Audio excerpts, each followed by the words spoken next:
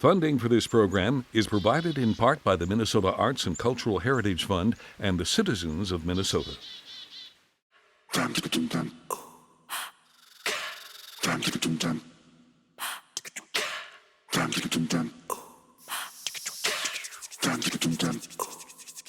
Coming to you from Rochester, Minnesota, our town. The Village Agricultural Cooperative and Learning Community aims to create opportunities for communities in our city to grow culturally relevant food. Here to tell us more about this initiative is Amanda Nigan-Crowley, Director of the Village. Welcome to our town, Amanda. Thank you, Nicole. Happy to be here. So something that struck me about the aim of the Village was this idea of culturally relevant food. Can you talk to us a little bit about what that means? Sure. Yeah, we have a large percentage of populations in Rochester who, they come from other countries. We have a large Cambodian population estimated to be between 5,000 to 8,000 people. We have a large amount of people from Kenya, and these people are looking to preserve their indigenous, their cultural heritage by cooking those recipes that they have brought from their countries and sharing them with their children. And they can't do that without the specific ingredients that those recipes require. Some of our local food stores do carry those ingredients, but they're typically coming from quite far away. They're expensive and just not very fresh. So our goal is to provide opportunity for people to have the land to grow those foods that then they can share with their immediate communities and with the rest of us in Rochester. Fantastic. So where is the Village located and how much land do you currently have that's being used? So we actually have 6 different sites. Last year, we took over the management of the Channel 1 gardens, which had been in operation since 1987. So we took over 2 of their sites. And then we also have a site with the Alternative Learning Center, which is a part of the Rochester Public Schools, and John Adams. And we have an incubator farm, which is a new initiative this year. So total we have about, we say around 6 acres. It's kind of hard to measure, but we have over 160 people growing food, 160 families growing food with us throughout the 6 sites. You mentioned that the majority of our growers are coming from other places where they're eager to continue to do their they want to continue to maintain and practice their indigenous growing practices, getting access to foods that are familiar to them. Can you talk a little bit more about what other needs your growers have and how the Village works to empower and support them? Sure. I am always cognizant that I am an immigrant here too. My family came here largely from Ireland, Germany, and I'm 4th generation. And 4 generations ago, there was much more land available for a better price. So, we're trying to connect people with that opportunity to have access to land. The housing situation in Rochester, it's hard to find places where you can grow in your own or around your own home on your own property. So we're providing that opportunity just to have that space for people who might live in an apartment or condominium or just a more heavily shaded, smaller neighborhood. And then we also provide water at our gardens, which is, if you're going to have a garden, especially in a year like this, when we're having a drought, you've got to have that water access. We provide the tilling. We also have a lot of volunteers that do a lot of work for us to help map out our plots, to do some spring and fall kind of cleanup. We have a lot of elderly folks who need a little bit more support with some of that stuff. We've brought in compost stations. One of the Channel 1 food gardens was very large. It had about 80 gardens there. We've since expanded, but one of the things we brought in was just compost stations so that people have a place to put their garden waste, and then we can bring that back into the soil and continue to build the soil biology and create healthy garden spaces. So you have an event coming up. I'm sure it's been challenging to put things together, especially in the year that we've been through. Can you tell us a little bit more about the event and how the community can participate? Sure. So Farm Fest will be happening on September 18th from noon to 4 p.m. It is at the Covenant Church site, which is our largest garden site. There are foods from all over the world there. We have over 15 different cultures represented there. So it's a great place to go and check out just different plants that you've probably never seen before. We'll have some entertainment. We have some Cambodian music that will be there. We will probably have some other arts and crafts activities. It's kind of all still coming together and building right now. We have a meeting this afternoon actually to start finalizing things. And we are still looking for vendors. If you are a local artisan or you're growing food and you want to participate, you can email me at contact@rochvillage.org or check out our website at rochvillage.org. Wonderful. Thank you so much, Amanda. Hope you get connected to vendors you need and community to continue to support the work of the village.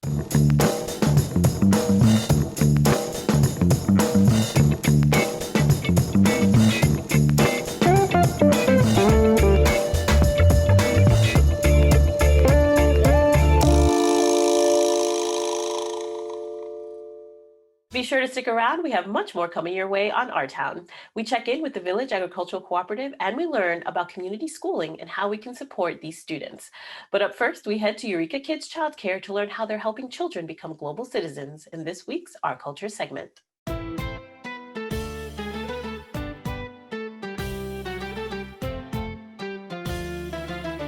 I've read so much about United States that it's a country that is welcoming for immigrants. So I never had any doubts that I will be able to make a good living here and be successful if I put my heart into it.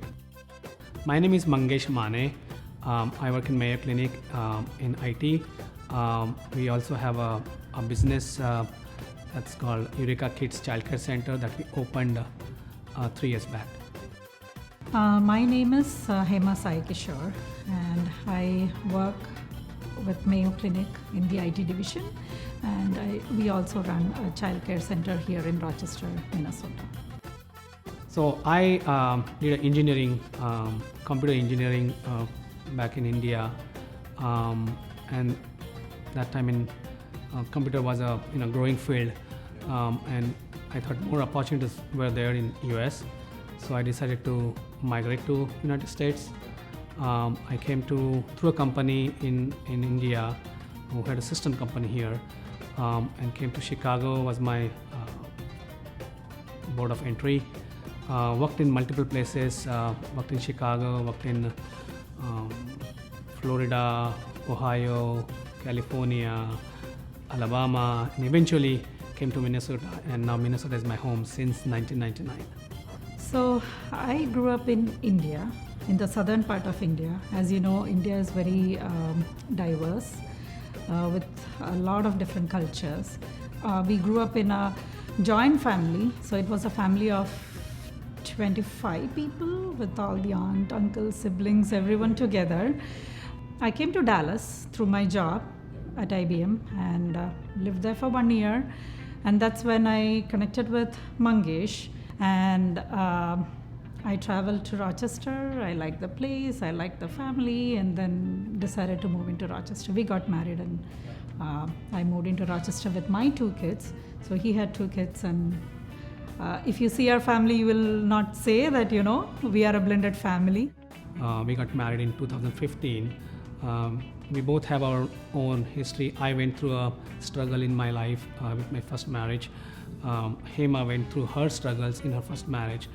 Luckily, we met together online, and when we came, we thought, we need to do something different because we had lost so much time in our first marriage, and we wanted to basically see what can we do different on 2 levels. One, for our personal satisfaction, and the second is Rochester. This town has given us so much in the last 20 years. What can we do differently and give it back to the community in a meaningful way? After we settled in, it was a settling period of two or 3 years.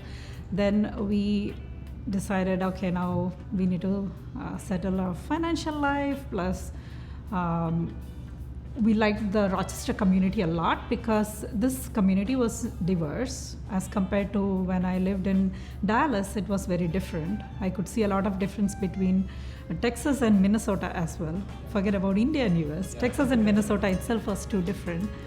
And I love kids. Mangesh also loves kids. And then we felt, we see the kids growing up, and every day when the kids are learning something, and seeing the kids grow in itself is very satisfying. So we both sat together and said, we came up with different options, but decided to, create our own childcare center because we had experienced that problem, growing up, finding a good quality childcare for our own kids that caters to diversity and inclusion. Our staff is very diverse. Most of our kids come from diverse families, from different backgrounds, different cultures, and we celebrate all their cultures, all their festivals. We also have cooking classes, yoga, dance classes. So we try to teach the kids that, okay, there are these people from different cultures here. So that way, growing up, they are aware that there are people with different color, different culture, different religion. That aspect, it is very important that kids know, so that way it's not a cultural shock for them when they go to school or maybe at work. With regard to food also, we try to bring in that multicultural cuisine. What we try to do is take the best of the worlds from different cultures and try to provide that for lunch or breakfast and kind of encourage the teachers to talk through when the kids are eating those foods, talking about which culture that food is from and what makes it diverse. We are trying to give a fulfilling experience for kids at this young age, something that me and Hema got at a later stage. Now we can do that and give it back to the community, to these young kids, so they can be prepared to become a global citizen. For more information about this story and other Our Town features, connect with us on Facebook, Twitter at KSMQ #OurTown, or ksmq.org/OurTown.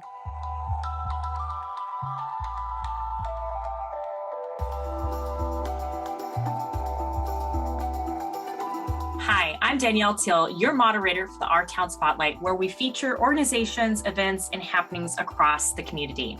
We'd like to thank 125 Live for hosting and lining up our guests. And I'm especially excited for our guest today because I actually know Erin Vasquez. She is in the community and works at a local school doing some really good things. Erin, thank you so much for being here. Thank you. I'm excited to be here. Really appreciate your efforts in the community because you do help those that need support at the schools related to students and that sort of thing. So can you give a little bit more background about yourself and what the community closets are within the public schools? Okay, so a little bit of background is actually my role is technically a community school site facilitator. And in Rochester, we have 5 community schools. We have John Marshall, we have Gage and Riverside Elementary. We have the Alternative Learning Center, and this year Phoenix Academy will be joining the 4 of us. And really, community schools are a lot of things, but really the idea behind them is to align school and community resources to support students. And that happens in a lot of different capacities.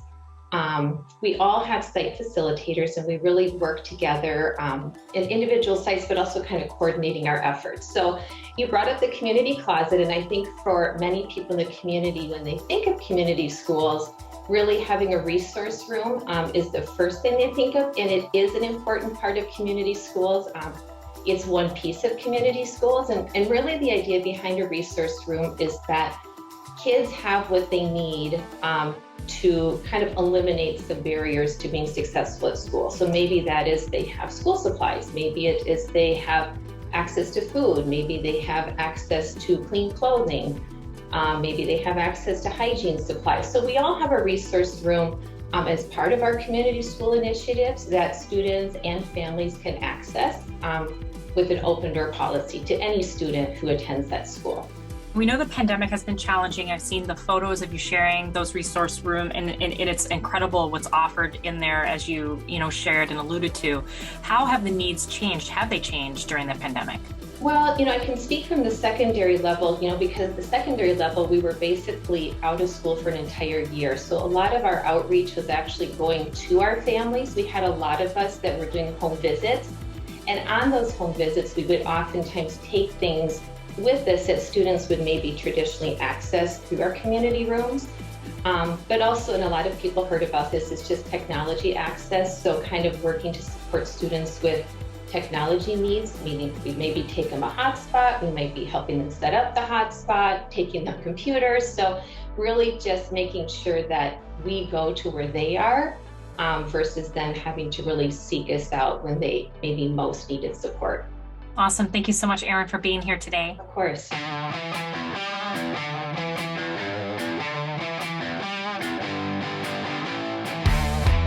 Hey, this is Michael Wojak coming to you again from my home office, world headquarters, with your Our Town Rundown. Welcoming Week is coming up. We will be celebrating it from September 10th to the 19th. This is a nationwide event, but being celebrated here locally in Rochester as well. This is about welcoming new folks to our community, whether they're from across the county or from across the world. There are a number of local events that will be going on in conjunction with these activities. Some that I've highlighted are a diversity council training on what is called gracias hosting, to make sure that we make our communities inviting and welcoming to other folks who are not maybe from the same background as ourselves. And also, belonging begins with us. And one of the things that caught my attention there is the Minnesota Chamber of Commerce will have a presenter talking about the importance of immigrants and how they affect our economy. In addition to that, there'll be local events like the night market and some other events. I encourage you to follow the link below and find some events that might look good to you and get involved. Also going on, it is once again time for Greek Fest. And if there's one thing we know about Greek Fest, it's the food. Just like last year, Greek Fest has transitioned and it's going to be a drive-through event. But if you follow the web link here, you'll be able to see how you can order and pick up food. Once again, it's not the same Greek Fest as in non-COVID times, but it's a fantastic opportunity to support folks in our community. Additionally, looking for some music this weekend? I noticed that Amy Apps is going to be playing at Fiddlehead from 12 to 1 on Saturday, and Fernando is back in town. He will be doing both brunch at Blue Duck and the patio at Avani. That's Fiddlehead's other location this weekend. And on Friday nights, an opportunity to get to the Civic Theater, and they have an end of summer improv. Well, I do not agree with end of summer. I do love all the things that are going on at Art Center. That's just a little bit of what's going on in Rochester. Catch you next time.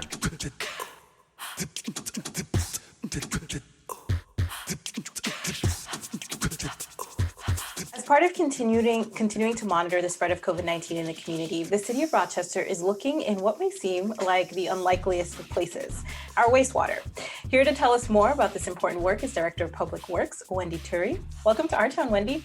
Thank you. Thank you for having me. I love talking about this topic because I think it's been very successful. Fantastic. It's super interesting. And my question to you to start us off is, how does this wastewater monitoring for COVID-19 work? Sure. So basically, we all shed the virus. If anyone who has COVID-19 will shed the virus, and we shed it, in the bathroom, basically, this is new research, new information, but anywhere between 5 and they say up to 17 days. Most of our data has showed between 5 and 8 days. So it's actually the one area where we can look at kind of predicting what's going to happen in terms of cases and outbreaks, that kind of thing. So, and we shed it. And then we at the wastewater plant, as part of what we already do, is we collect samples that are for the whole city. We collect the whole city, and it's 24 hours, and we composite it. So it's a sample that is representative of really what goes on for that whole day. And we take that sample, and then we actually are having Mayo, and I'm going to talk a little bit about that collaboration, but they do the monitoring, and that tells us through doing an RNA testing, how much of it tells us whether or not there is any COVID, and it also tells us how much is in the wastewater, which is then an indicator, and it's lined up fairly closely as to what's going on in terms of the cases. Wow, that's a lot to unpack there. You said the samples, when Mayo's looking at the samples and you have the technicians looking at those samples, they're looking specifically for RNA that matches up as a marker for COVID. Correct. It's a COVID-19 marker. COVID-19 marker. And I mean, you said that it's a predictor. How accurate have you found this testing to be in terms of being able to predict those? Yeah. Well, okay, so we've been, if you look at it, we've been graphing it. We started it early on, about a year ago, and we were, the University of Minnesota Duluth had actually started doing this. They asked for our wastewater, we gave it to them, but we weren't getting the results back soon enough. We knew, we had been hearing, and we'd been going to a few seminars and hearing that this could maybe be a way to predict and maybe catch it before it's an outbreak somewhere, or at least tell people to change their actions. So we started sending samples out about once every 2 weeks. And so like last November, we saw the spike before it actually came. And that's been by far our biggest spike, was last November. And then we realized, though, it was kind of expensive. So we thought that's when we really worked to figure out, well, how can we work more collaboratively? We knew Mayo had the equipment to do this. We knew we didn't have the knowledge that Olmsted County did in terms of cases and sort of really how to change community actions. And we also knew that we worked with the University of Minnesota Rochester to have like students help do the testing. So we could figure out ways to kind of make it as low cost as possible. And so we got this collaboration with the four of us, 4 different groups working together to do the monitoring, which started in February. So we kept monitoring. We'd send out samples, but that was once every week. And then once in February, once Mayo was able to do the monitoring, then that started to be a once, like 2 to 3 times a week. And now we're actually doing 4 times a week, which gives us better information and has shown, you know, really we've seen the spikes before they've hit. We had a big one in last November. We had one in March, April timeframe, and then starting about the middle of July, we saw that spike before it started hitting, that we knew we were going to hit it. So it's been a really good predictor. That's fantastic. So, I mean, we're currently on the rise as well. And so I'm sure the data is reflecting that a bit as well. Yes, it is. We get our results on Friday, so we're anxious to see where they'll be this week. We're hoping that they plateau off pretty soon. I mean, so far it sounds like it's been really helpful. It's helping inform, decision making and ways to support I guess navigating and mitigating that spread of the virus. What are the limitations? Are there limitations to what you can find in the wastewater? In terms of COVID, we know we aren't able to do it. You can actually also look at the variants. We currently aren't doing that here, but Metro, there's like 3 cities that are really actively doing monitoring, and the metropolitan area is one of them. And they're doing the variant testing.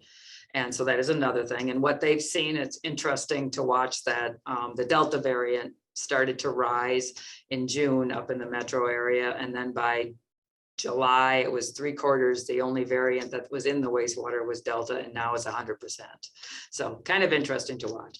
In terms of other parameters, that we're learning so much with this and kind of opening people's eyes, and people have other ideas about, is this something we could look at? Opioids, for example, in your community to really get a better, it's a true reflection of what's going on.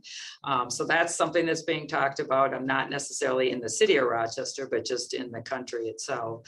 And then also there's been some discussion about, could we do this with the annual flu, that comes out, and see if you could kind of predict when we're going to have a peak there.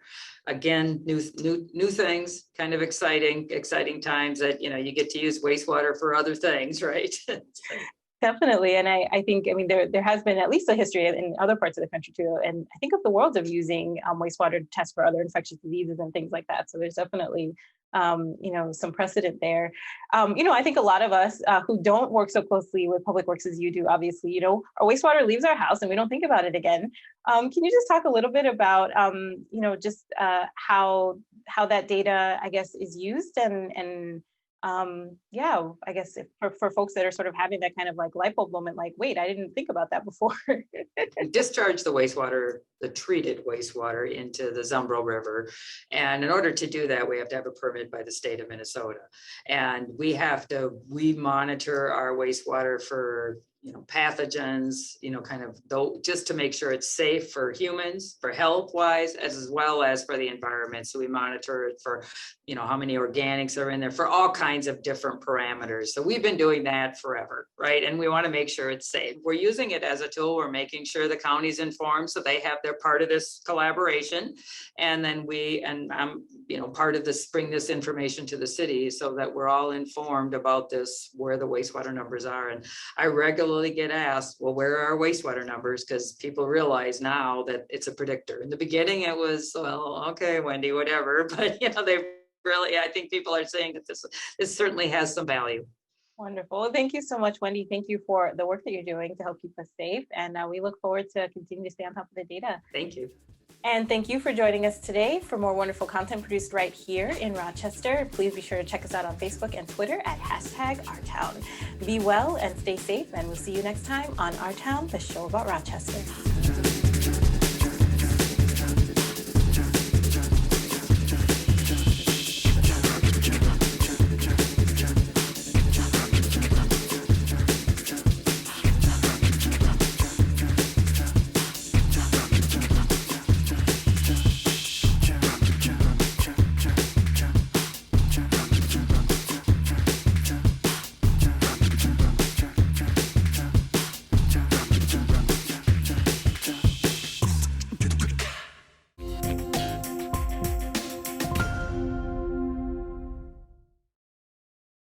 Funding for this program is provided in part by the Minnesota Arts and Cultural Heritage Fund and the citizens of Minnesota.